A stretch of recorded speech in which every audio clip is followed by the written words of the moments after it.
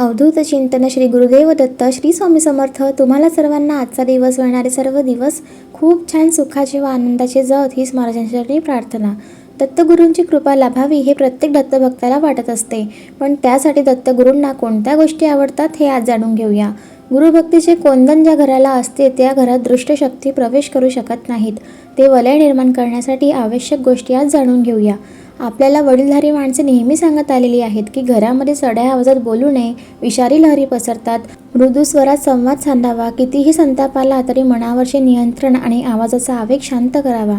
घरात हसतमुखाने वावरावे. मुलांना खूप प्रेम देऊन त्यांना आपलेसे करावे. घरातील नोकर वर्गावरील मोठ्याने ओरडू नये, कारण त्यांना सुद्धा राग येतो व त्यांच्या दुखावलेल्या मनातल्या ऋण लहरी अशुभ अनुभव देऊ लागतात. अचानक पोट बिघडते, भूक मंदावते, अस्वस्थ वाटू लागते. म्हणून कोणाला चढ्या आवाजात रागवणे किंवा शिव्या देणे हे अदृश्य लहरींची शिकार होण्याची वेळ आणते. काही क्षण प्रतिक्रिया देऊ नये. मग गवत नसलेल्या जागी जसा पडलेला अग्नी आपोआप शांत होतो तसा आपला रागही आवरतो. शुभ लहरींचेही तसेच आहे. 12,000 मैलांवर असलेल्या मुलाला आई जेव्हा आशीर्वाद देते आणि त्याला प्रसन्न वाटू लागते. 25 वर्षाच्या कर्णाला पाहून कुंतीचे उत्तरीय आले होते. वासराला पाहून गाईला पान्हा फुटतो. एखाद्या गरजू याचकाला आपण मदत केली तर त्याला होणाऱ्या आनंददायी लहरी आपला उत्साह वाढवितात. सफाई कामगाराला बक्षीस दिले तर तो हात उंचावून आशीर्वाद देणार नाही, थँक्यू म्हणणार नाही, पण त्यांच्या मनाला होणाऱ्या आनंद लहरी तुमच्या शरीराभोवती एक मॅग्नेटिक फील्ड तयार करून तुम्हाला आगळा वेगळा उत्साह देतीलच.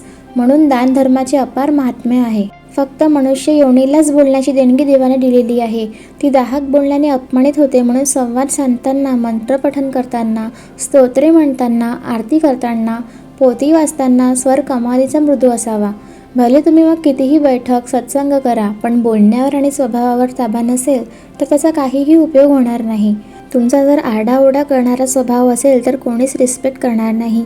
शक्य असेल तेवढे शांतपणे बोला, शांतपणे वागा, तरच तुम्ही केलेल्या अध्यात्माचा फायदा होईल. नाहीतर सगळं व्यर्थ आणि देखावा आहे.